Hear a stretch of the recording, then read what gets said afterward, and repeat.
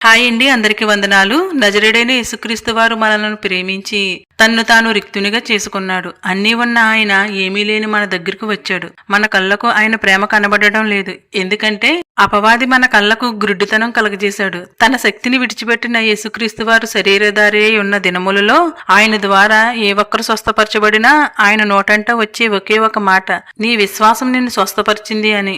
వాక్యం చదువుతున్న మనకు అనిపిస్తుంది, యేసుక్రీస్తు వారు కదా స్వస్థతలు అద్భుతాలు చేసింది, మరి ప్రతిసారి నీ విశ్వాసం నిన్ను స్వస్థపరిచింది అని ఎందుకంటున్నారు?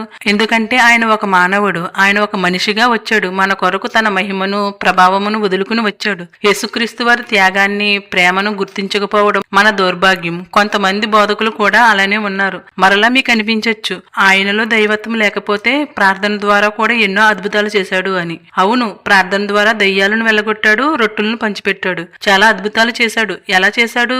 ప్రార్థన ద్వారా చేశాడు. యాకోబు పత్రిక 5వ అధ్యాయం 17వ వచనం మనం చూసినట్టయితే, ఏలియా మన వంటి స్వభావం గల మనుషుడే. వర్షింపకుండానట్లు అతడు ఆసక్తితో ప్రార్థన చెయ్యగా 3.5 సంవత్సరముల వరకు భూమి మీద వర్షింపలేదు. మనము ప్రార్థన చేస్తే కార్యం జరిగించేది దేవుడు, అంటే పరమందున్న తండ్రి. అంటే దీన్ని బట్టి మనకి ఏం అర్థమవుతుంది?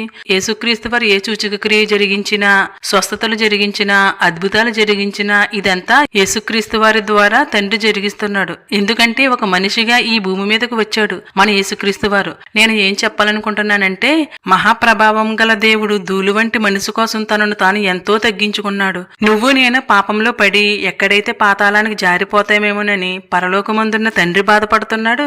భూమి మీదకు వచ్చిన యేసుక్రీస్తు వారు రోధించారు. ఈ కాలంలో పరిశుద్ధాత్ముడు కూడా బాధపడుతున్నాడు. వీరు చేసిన త్యాగాలు ఎవరి కోసం? మన కోసం. దయచేసి ఇకనైనా మారదాం. ఒక ముద్ద పెడితే కుక్కైనా విశ్వాసంగా ఉంటుందే.